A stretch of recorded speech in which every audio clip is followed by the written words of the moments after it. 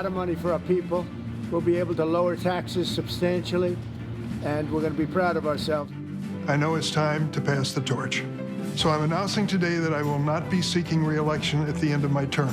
If you take away the constitutional due process rights of Abrego Garcia, you threaten those rights for everybody who lives in the United States. I don't think any court can order another nation, a sovereign nation, to take a citizen national from their country and their custody and give them back to the U.S. Hello, everyone. I'm Weijia Jiang in Washington. Tonight on America Decides, Trump in retreat. The Dow rebounds for a second day after the White House signals a potential U-turn on tariffs placed on China. And the president says he has, quote, no intention of firing Federal Reserve Chair Jerome Powell. Every country wants to partake, even countries that have ripped us off for many, many years. China is an example. We are going to have a fair deal with China. It's going to be fair. Elon's empire in trouble. Musk says he is reducing his role with the Department of Government Efficiency after Tesla reports a huge drop in profit and sales. How politics is playing a major role in the plunge. In demanding answers, a district judge sets a new deadline for questions about the deportation case of Kilmar Abrego Garcia. The demand for DHS Secretary Kristi Noem to answer questions as the administration continues to stonewall the judicial process. Let's start tonight with Finn Gomez and Caitlin Huey-Burns. Finn, Caitlin, great to see you both. So we heard today from the Treasury Secretary, Scott Bessent. I want to play a little bit about what he had to say about tariffs. America first does not mean America alone. To the contrary, it is a call for deeper collaboration and mutual respect among trade partners. This seems like the message has evolved a little bit. Extremely polite, extremely inclusive of what other countries want. This is not what we were hearing when Trump made his big announcement on Liberation Day. What happened? Well, I think the markets happen. You know, I think exactly what I think by any means that is a major metric that the president always looks at. He has, and he did when the first go around, and he does now. And I think what you're seeing, the shift in tone, shift in rhetoric, this tenor shift is due to that. And also, I mean, also the dollar is also dropping. And, you know, and if you look at what the base has been asking for is our results. And have they seen any results? Have there been any deals? And so far, we haven't seen that, Weijia. Yeah. Right. And the administration insists that the deals are in the works. But to your point, Finn, none have been finalized. So, Caitlin, I wonder what else is going on here, because from the beginning, we wondered, is this just a strategy to get people to the table, or is he all in on tariffs? Right. That was such a big question about what the message actually was. And remember a few weeks ago when they said, OK, we're putting a 90-day pause on all of these tariffs except for those retaliatory tariffs, except for on China. And everybody seemed to breathe a big sigh of relief from Capitol Hill across the country. But that belied the fact that there were still these huge tariffs on China. And so there already is an impact. I mean, you all have been doing reporting on small businesses across the country that have had to already accommodate for this trade war that has erupted now between the U.S. and China. So even though there is this pause across the country, there is this direct war with China, which affects American consumers. I mean, to your point about the base, I just got back from North Carolina and Georgia on a reporting trip, checking in with Trump voters about how they're feeling about things. Everybody who voted for him that I talked to, very supportive, but they are very nervous about tariffs, saying, essentially, I hope he knows what he's doing. I trust him, but I hope he knows what he's doing, because this looks a little bit scary. Yeah. And that apprehension has also been coming from, the pressure has been coming from some other major stakeholders that we have seen. We can confirm, CBS can confirm, that the CEOs of Walmart and Target, you know, in a meeting earlier this week with the president, basically said, look, if this continues, you know, they warned that there will be empty shelves soon because of the stoppage in shipping and other manufacturing that could impact consumers in the next couple of weeks. Right, because it's so expensive. I mean, so much is imported from China. So when you're talking about tariffs at that rate, it's kind of hard to wrap your brain around what that means when I go try to spend money. Okay, guys, I want to turn to Elon Musk because we always knew he was going to leave, right, soon because the law, because he's a special government employee and he can only work for 130 days. And he just made this announcement to say, you know, I'm going to take a step back from DOGE, focus more on Tesla because it's not doing really well. I guess both things can be true, right, at the same time? Yeah, I mean, it is the law. He has 130 days from January 20th, whether that's working days or calendar days, still, that has to come to an end unless Trump essentially signs him on again, right? But it does come against the backdrop of Tesla's stock, which has been plummeting. There have been all sorts of attacks on Tesla. And then, you know, just on the grassroots level, we're hearing this around town halls across the country, that people are very upset with him. But the thing is that DOGE still exists, and he says that he's kind of planning to step away, but not entirely. And so DOGE, if you look at the administration, what they've done so far has been the most effective, you know, however you see it on both sides. Like, they are the ones that have been making these drastic cuts, effective in terms of how Trump sees it, right?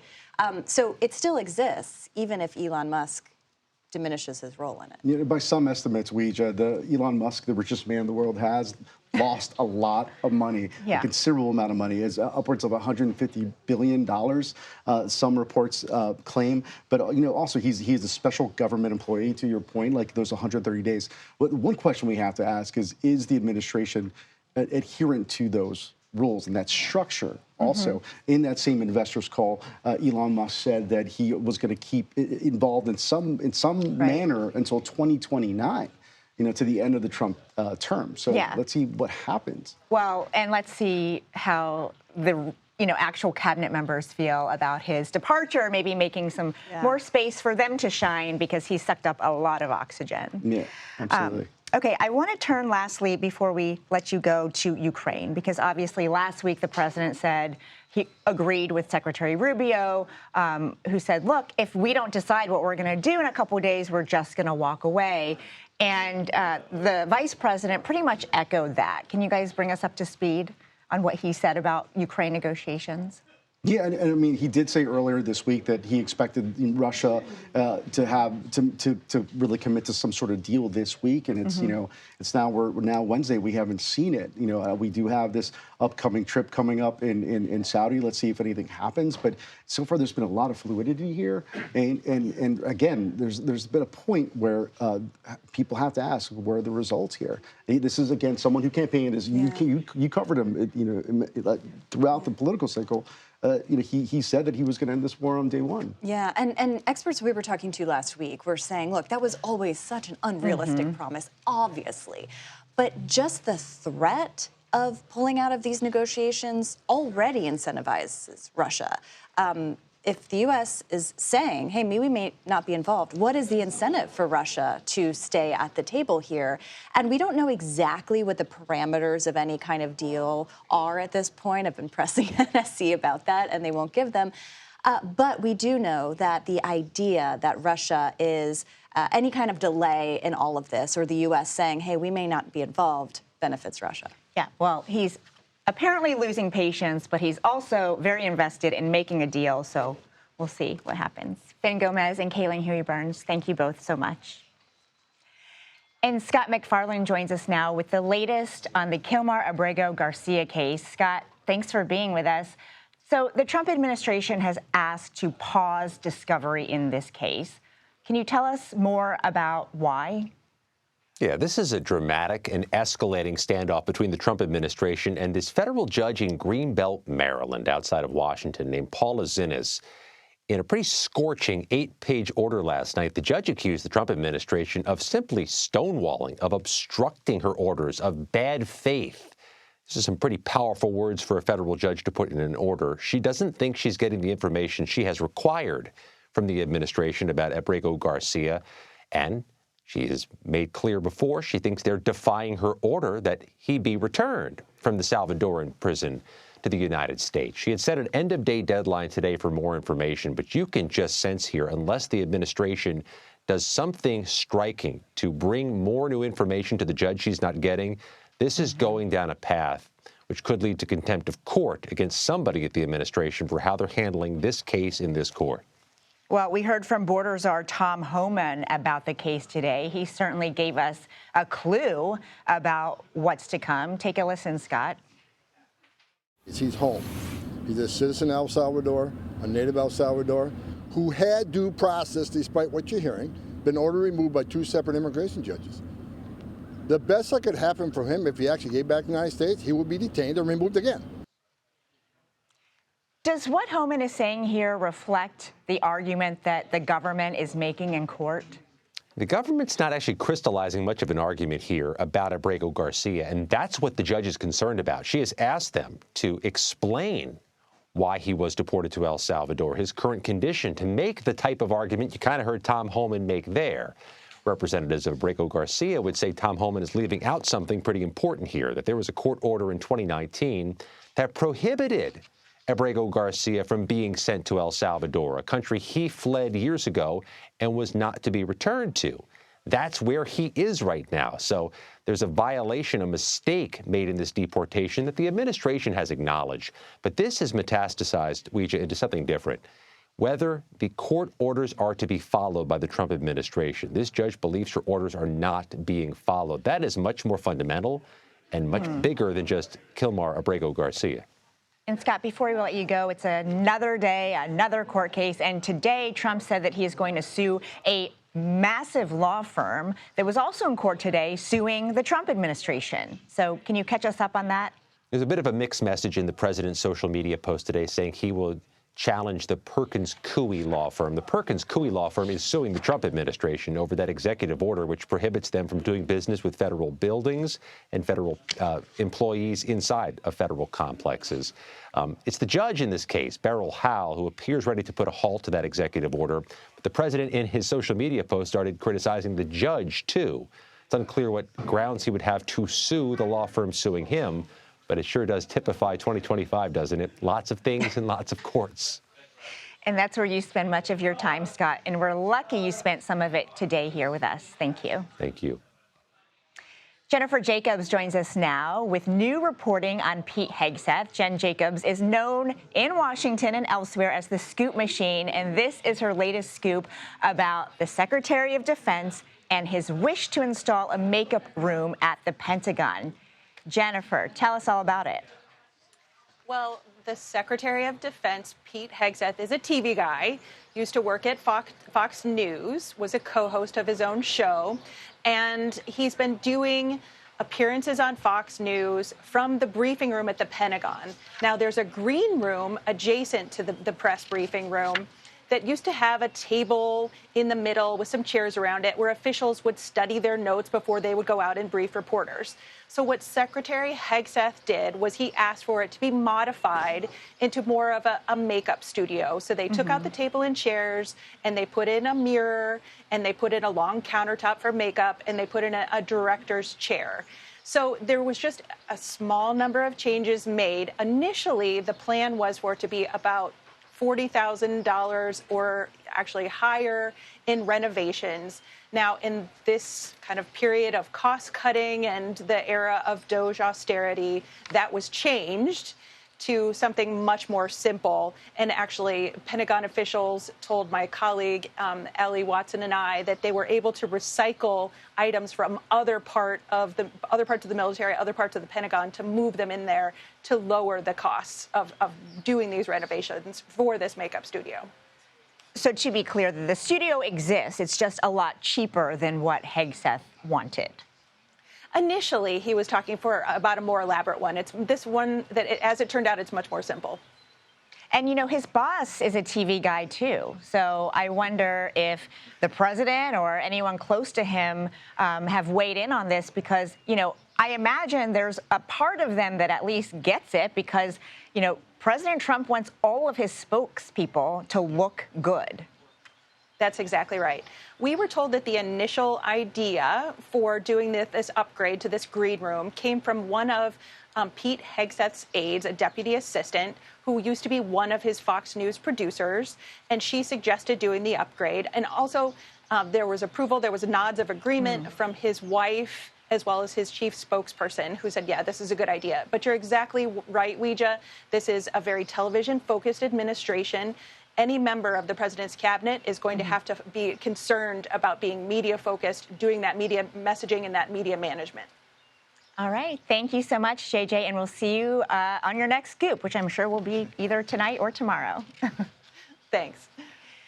Turning now to the Vatican, where Pope Francis is lying in state for 3 days. His funeral at St. Peter's Basilica is set for Saturday. Our Tina Cross has the latest from Rome.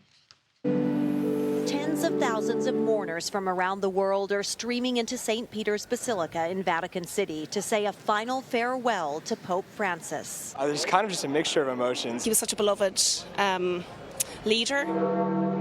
Bells tolled Wednesday as Francis's body was moved to the 16th century Catholic Church from his residence at Casa Santa Marta. How long did you wait to see the Pope? Like 2 hours or more. This family from Mexico had just landed in Rome for vacation Monday when they heard of the Pope's passing. He was a really nice person to everyone and a big inspiration. In a solemn procession, pallbearers carried Francis's simple wooden coffin through St. Peter's Square, the same journey he made on Easter Sunday, hours before he died. Unlike his predecessors, the body of Pope Francis is not elevated in St. Peter's Basilica behind me. Instead, it's facing the pews as close to the people as possible in death, just as he wanted it in life. In 2022, Francis wrote he wanted to keep his funeral modest and be remembered as a simple disciple of Christ. Pope Francis has made it clear that he does not wish to be buried at St. Peter's Basilica. On Friday evening, a veil will be placed over the Pope's face and his coffin will be closed ahead of Saturday's funeral. In a break from tradition, Pope Francis will be laid to rest at St. Mary Major, a church he visited more than 100 times during his papacy. Tina Kraus, CBS News, the Vatican. Fighting back, Harvard files a lawsuit against the Trump administration over federal funding cut threats. A look at what's at stake in the legal battle on America Decides. Next.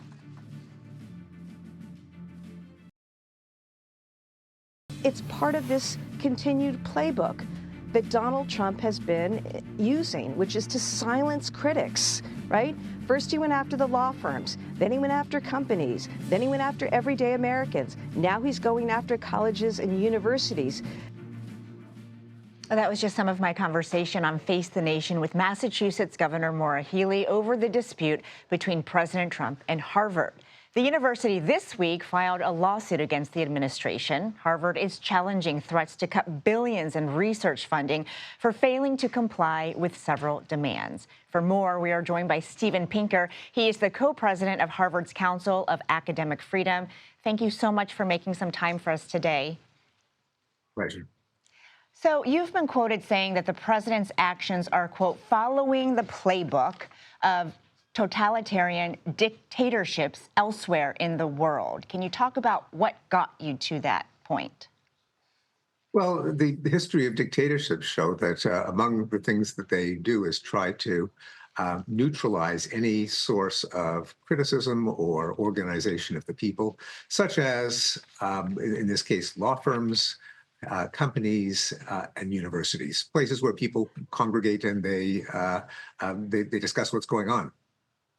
And Professor, you know, you're essentially sounding the alarm that you cannot put a price on academic freedom, or any freedom for that matter. But, you know, Harvard was the first institution to explicitly refuse to comply with the administration. Because the other fact is that it is costly, right? I mean, how do you balance trying to survive as an academic institution and, you know, standing on this very firm ground that you are at? Yes, well, the Trump administration is breaking the law, and that's the basis for the lawsuit.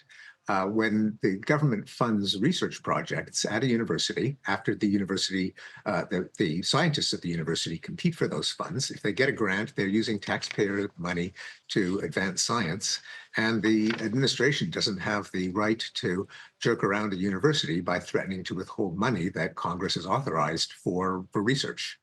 And the pretext that this is to combat anti-Semitism is nonsense. As a Jewish faculty member, I joined with hundreds of other Jewish faculty members in saying, this isn't helping us. Cutting funds for cancer research to advance Jewish interests, that's not the kind of thing that's particularly good for Jewish interests. And no, thank you. And take us off campus for a moment and, just try to explain to our viewers who is going to lose out if this funding is ultimately cut. What's at stake here for the average American? First of all, the country, because the pace of advance in biomedical science is just stupendous. There are people walking around today who just a couple of years ago would have been dead if it weren't for cancer treatments that were just recently developed, and so on for every disease.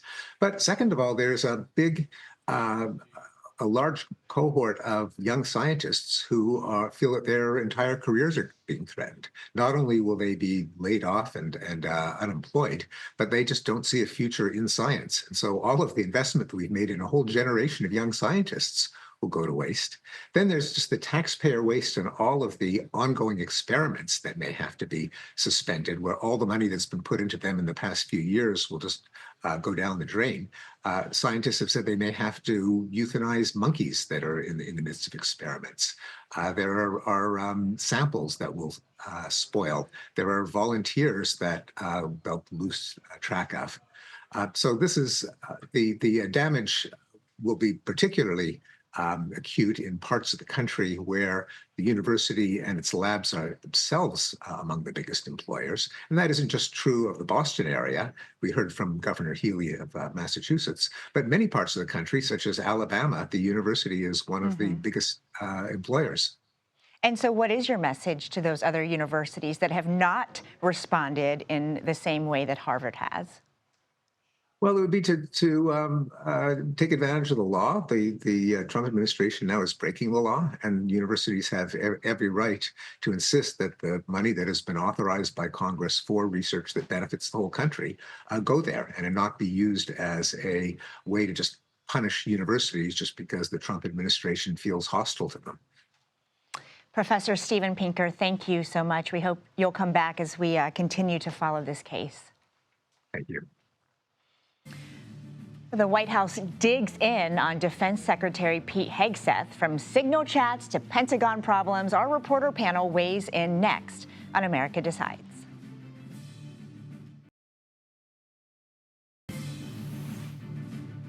President Trump and administration officials are standing behind Pete Hegseth despite new scrutiny over the defense secretary's usage of the Signal Chat app. Here was Vice President Vance earlier today. I have 100% confidence in the secretary. I know the president does, and really the entire team does. It's one of the most bizarre things about the Hegseth nomination. From the very beginning, the media seemed to want to tank it. And when they failed and they got confirmed, they decided they wanted to keep on that effort to destroy Pete Hegseth. Let's bring our reporter panel. Molly Ball is a senior political correspondent for the Wall Street Journal. And Patrick Svitek is a politics breaking news reporter for The Washington Post. Great to have you both on today. So, Patrick, let's start there with Pete Hegseth, because Vance is just the latest in a very long string of White House officials, including the president, who are saying he's not going anywhere. Do you think that is going to remain the case? I think so. It's been a couple of days now, and they've made very clear that they're standing behind him. I mean, what I think is notable here is that they haven't sought to necessarily question or deny this latest report of his use of Signal. They've tried to shift attention to the media coverage of it, or broader media coverage of Pete Hegseth, and talk about or blame alleged leakers within the Pentagon for stirring up this story, but not really denying the actual substance of the story. Well, he himself hasn't either. Exactly. So I wonder why the president is standing so firmly by him. I suppose it's because, Hegseth is a longtime Trump loyalist who Trump handpicked for this role.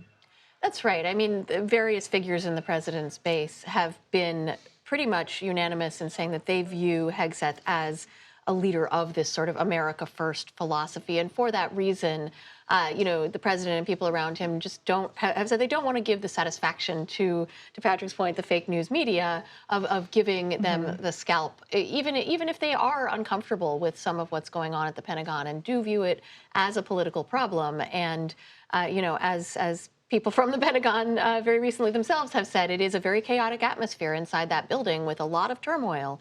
But at this point, at least, the administration has dug in, and they don't want to concede that they see a problem here. And Hegseth is, of course, only one of many people who the president handpicked because of their fierce commitment to him. And for that reason, I think a lot of people were saying, well, that's why he can do these economic policies like the tariffs that we have seen, because there aren't the Gary Cohns of the world telling him to step back. But the Wall Street Journal just reported that Commerce Secretary Lutnick played a role in sort of scaling back what the president has been saying about firing the Federal Reserve Chair Jerome Powell. Can you tell us about that? That's right. And it's funny that you bring up Gary Cohn, because for those who remember the first Trump administration, it is a very similar dynamic where you have people like Peter Navarro on one side really encouraging Trump's longstanding instincts to be in favor of large and longstanding permanent tariffs. On the other hand, you have people who come from Wall Street or who come from a more traditional economic conservative background, whether it's Gary Cohn in the first administration or people like Howard Lutnick and Treasury Secretary Scott Bessent in this administration, who have been trying as tactfully as they know how to pull the president in the other direction, and particularly on Powell and the Federal Reserve, succeeded in convincing him that the markets would take it very badly if the Fed's traditional independence were violated in the way that the president was really forthrightly threatening to do over the weekend, and then climbed down from and claimed that he never said. Right. And he never had any intention of firing him. So I want to turn to Congress now, because Senator Dick Durbin just announced that he will not be seeking re-election. And in his remarks, he used a phrase that's becoming very familiar, which is, I'm going to pass the torch to the next generation. Patrick, what do you make of the timing and what else he said in this announcement? Yeah, I think this decision was pretty widely expected. And as you pointed out, it's coming at this moment where the Democratic Party is grappling with generational change and how to best utilize older people within the party or people who are becoming more senior. Dick Durbin has served in Congress for decades.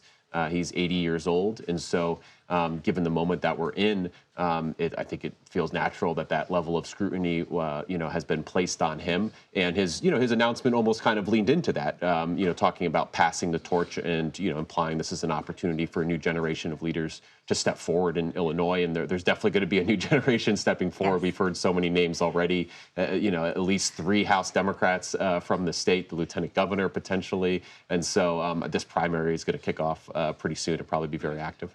Well, and then you have in Michigan, Congresswoman Haley Stevens. She just launched her Senate bid to replace the senator there, Gary Peters. And I just want to play a little bit of what she said in her ad campaign. Across the state, I know we're all feeling the hit of higher prices. The same groceries cost more each month. Housing's more expensive than ever, but all we're getting is more chaos. What the heck are they doing? So we've heard from a lot of Democrats who are like, it's really not that hard, guys. Just talk about the economy, right? I mean, do you expect that this is going to be a lot of the message that we hear in the next year or two? I think it will be in the general election, but this is another state that's going to have a very active primary, right? Congresswoman Stevens is not the first Democrat, and she probably won't be the last to get into this race. And when Democrats are fighting with each other, they can't just say, let's bring prices down, because they're all going to be saying that. And so I'm very interested to hear what the sort of fault lines are going to be in all of these Democratic primaries, whether we're going to see an ideological divide between more progressive and more centrist Democrats, whether they're going to make it about fighting the Trump administration, or whether they're going to try to do more of a nuts and bolts message that avoids focusing on Trump. I think all of those are going to tell us a lot about how Democrats are reading this political moment that we're in, and how they're trying to forge a comeback for the party that is so down in the dumps right now. And Michigan's definitely going to be ground zero for this. I mean, it's a state that Trump won last year, and not only as an open Senate race, but also an open governor's race. And so you're going to see candidates on both sides test driving trying out all new messages, all new kinds of strategies after the last election. Yes, it's a wide open road there. And I want to just turn to next week because we all have that date circled for Trump's first 100 days in office. So I wonder what policies that you think he'll really try to hit home as successes and what, he'll receive criticism for. Well, I'll take this one. Sure. I am the co-host of a podcast on Trump's first 100 days called Trump 2.0, which you can find in the Journal podcast feed. And, we've been talking a lot about the economy over the course of these first 100 days. I think that's been one of the real surprises of the second Trump term is that he is not as successful in the view of voters on the economy as he was that first time around. Immigration has become his strongest issue, but obviously still very controversial, and the administration is not achieving the levels of deportations that they would like. And even, you look at something like DOGE and Elon Musk, I think that's another area where, on the one hand, it's very surprising. That was not something that was really part of the campaign or the first term. But on the other hand, hasn't really achieved a lot of the goals that Musk set out for it. And now he's looking to depart. So I think you have to wonder sort of what was this all for and what did it achieve? And I think that around the first 100 days, we're going to hear a lot from the administration about what they believe has been achieved so far and what benchmarks they're still setting. And I think when assessing the first 100 days, we have to take into account how much of, to the extent he's fulfilled campaign promises, how much of that has been through executive order that has faced scrutiny either just in the public or in the media or has been blocked in the courts. And so that seems to be, I think, a key factor as well for this president in the first 100 days. Yes, and there's no shortage of variations of interpretation of whether a lot of those actions are legal or not. So thank you both so much, Molly Ball and Patrick Svitek, for spending time with us today. Thank you. On day one, President Trump signed an executive order to end birthright citizenship. Now the Supreme Court will hear that case. Several states are suing over the move, including New Jersey. Their Attorney General will join us next on America Decides.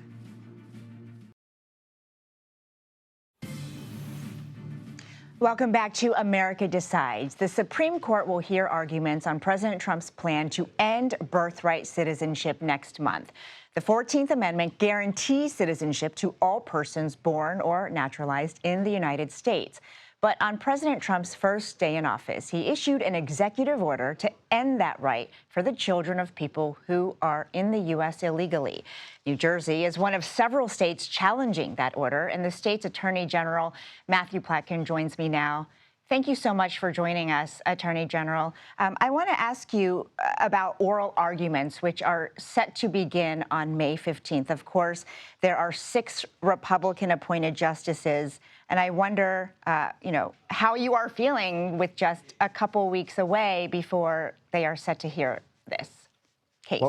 Well, thanks for having me. And look, every court that has looked at this issue has came out the same way for the very obvious reason, because we settled this debate 157 years ago after the Civil War, when we said we would no longer debate whether babies born on American soil were in fact entitled to the rights and privileges of American citizenship. And what the court is going to hear next month is both whether the 14th Amendment is clear, which it is, but also whether states should be treated differently, whether citizens of this country citizenship in this country should be decided based on what state you're in.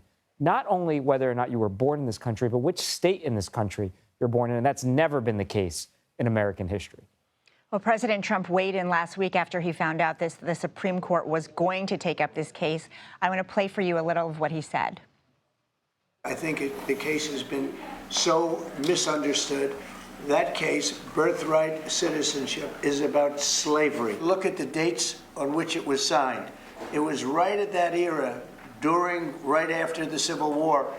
And if you look at it that way, the case is an easy case to win. It was meant to be positive, and they use it now instead, not for slavery, they use it for people that come into our country and they walk in and all of a sudden they become citizens and they pay a lot of money to different cartels and others. Your response to that, Attorney General, because, the Supreme Court has taken up other cases since then, right, to affirm that the 14th Amendment grant citizenship to anyone born in the United States, including a Chinese man who was born here. He left to visit his family. You know, he was denied re-entry, but ultimately his case went to the Supreme Court, and they said he was a citizen of the U.S., so he could come back. That's absolutely right. I agree with the president on one thing in this case. It is an easy case to decide. That's because the United States came together after the Civil War and made very clear not what the president is saying, but that the debate about whether children born on U.S. soil would be citizens was settled. We would never again have this debate. And as you note, Weija, in the 1890s, the Supreme Court heard the exact case you just referenced and said, yes, if you were born here, you are an American. And what the president is doing, it's broader than just an attack on birthright citizenship. It's an attack on the rule of law. It's an attack on the rights and privileges that people have in this country. And people have rights here. Birthright citizenship, immigrants more broadly. And the president does not get to rewrite the Constitution with a stroke of a pen. And that's why I believe, regardless of who appointed the justices on the Supreme Court, the rule of law is going to prevail in this case. And, you know, we hate to talk about hypotheticals. We hate to talk about big ifs. But what are the consequences? What are the impacts, potentially, if birthright citizenship came to an end? Well, there's a whole host of really serious consequences that would occur. So just think about it. The order doesn't say what these babies are. It just says what they're not. It says they're not American citizens. Okay, but it doesn't say what country they are a citizen of. Remember, they're born here. They know no other country. They've never been anywhere. It doesn't say what rights and privileges they're entitled to. So you'd have this second class of residents of our country that we've never had before in law.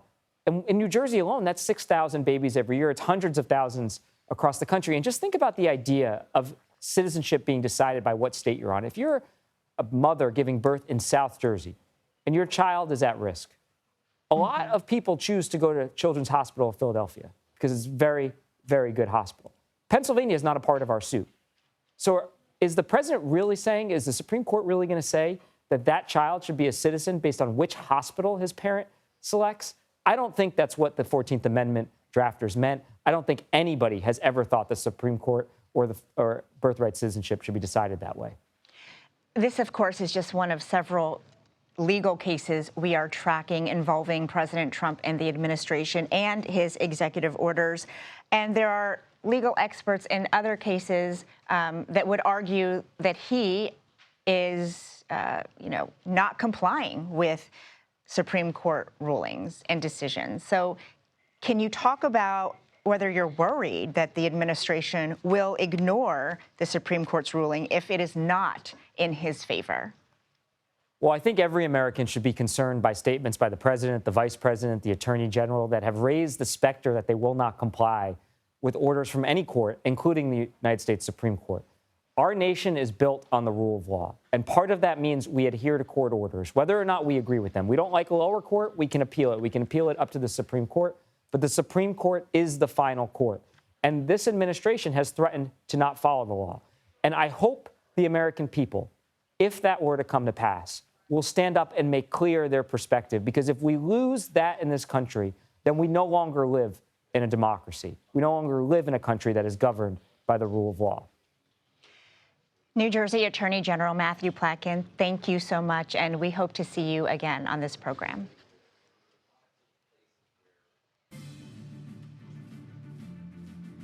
Nearly 6 months in, and the general election race between these two North Carolina State Supreme Court hopefuls remains uncertified. Next, we'll take a look at where that legal battle stands. You're watching America Decides.